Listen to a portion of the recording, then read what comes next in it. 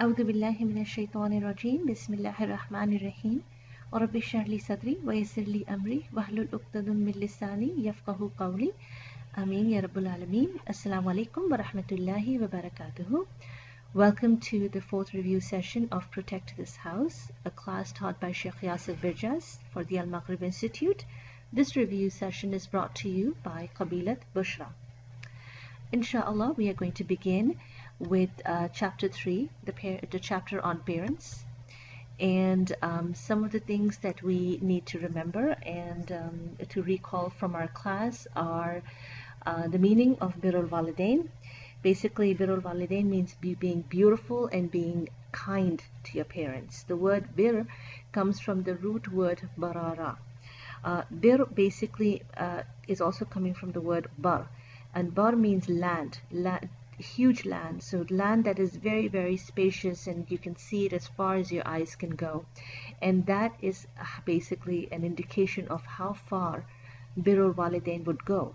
So and the difference between Birrul Walidain and hub is love, of course, and you have to do both in the relationship for your parents.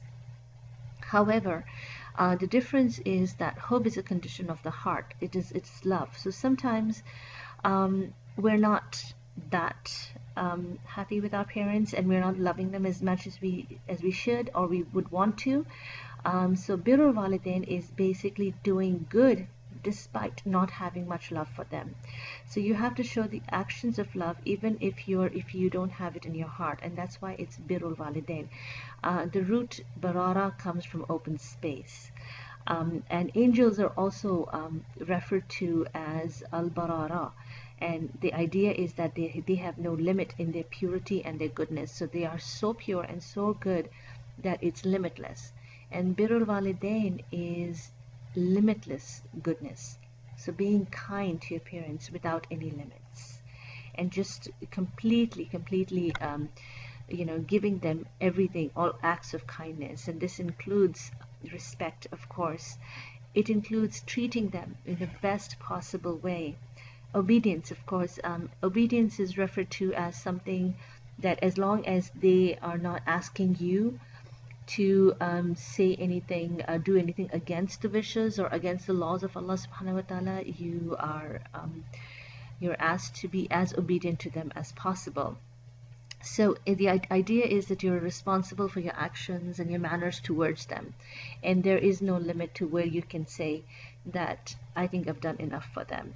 That's not the case. And I think the story of the man who carried his mother on his back for 1 year, and when he asked Abdullah ibn Umar if he had repaid the debt of his mother, and Abdullah ibn Umar responded that even if you carried your mother on your back for a whole year, it is not even equivalent to one blow when she was delivering you. So one blow from her mouth when she was delivering you, the pain. And that's an example of how limitless your goodness should be and your obedience should be. Another thing is that, and again, this slide explains why not Hubbul Walidain, why not love al Walidain, but Birrul Walidain, which is limitless obedience and limitless goodness towards them. The significance of this, basically the Birrul Walidain, is that Allah subhanahu wa ta'ala has spoken about it, and it's second in command after worshipping Allah subhanahu wa ta'ala. So in the Quran, Allah subhanahu wa ta'ala tells you that, this is second after worshipping Him. This is the second thing that you need to do, not anything else, but first, the second thing that comes right after worshipping Allah subhanahu wa ta'ala.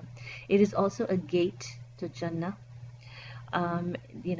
The ulama, basically our ulama, remind us that if your parents are alive in this dunya, then you have two gates to Jannah open. When you lose one parent, you lose one gate of Jannah. When you lose both parents, you lose two gates of Jannah. And again, the story of Rasulullah sallallahu alaihi wasallam, when he was climbing to the minbar, and on every step he said Ameen.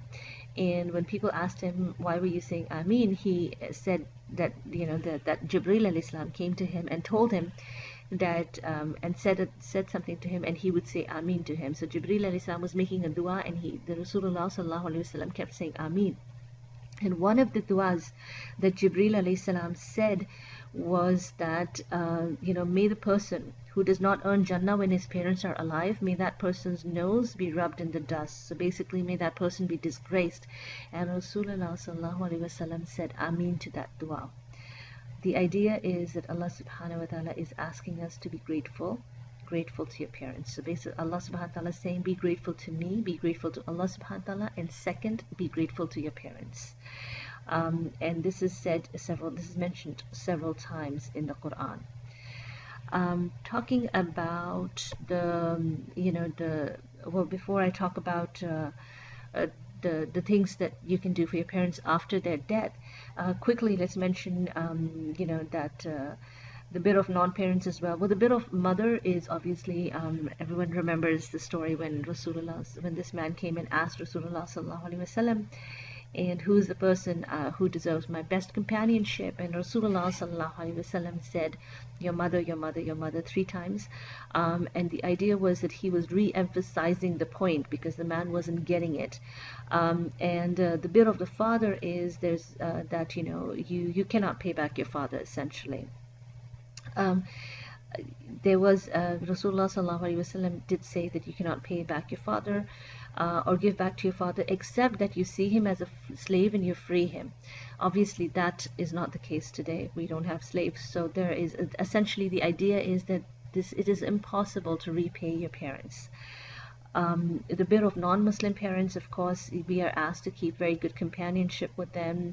And the example is the story of Asma when her mother visited her from her child was Abdullah bin Zubair, who was born in Medina, and he was the first healthy baby to be born in Medina. And when the mother of Asma wanted to visit her and came from Makkah to Medina, and she did not know how to take care of her mother and whether she should allow her mother, who was not a Muslim at that time, into her house, and she went and she asked Rasulullah sallallahu alaihi wasallam. And this example tells us that even if your parents are non-Muslim, you have to treat them with the best of respect and the best of love. And finally, the birrul walidain after the death of the parents is there are a few things that we can do for our parents. First of all, of course, we have to make salatul janazah for our parents. Then we need to seek forgiveness for them all the time. Make dua for their forgiveness all the time. Take care of their promises. So if they had fulfill their will, and if they had left a pledge that they were unable to fulfill, fill it for them. If they haven't been to Hajj, you can do Hajj on their behalf. You cannot make salah on their behalf, but certainly you can do a lot of things. The fourth thing that you can do for them is maintain ties of kinship. So keep good connections with the people who they kept good connections with. So their family, their close friends, maintain ties. And finally, show respect to their friends and their family, whoever they loved and they cared about. You show them the respect and you maintain ties with them. That is the chapter of birrul walidain. Please look over the notes. Inshallah, there are more details there, and that will help you better prepare for the exam, which is on September 25th. It will be available online at almaghrib.org. When you click on the course you took, and when you click on the exam icon, the exam will open up between 9 a.m. through 9 p.m. that day. Take the mock exam that is in this email, and for this chapter, that will help you prepare, and inshallah, make sure you take the exam on September 25th. Assalamu alaikum wa rahmatullahi wa barakatuh.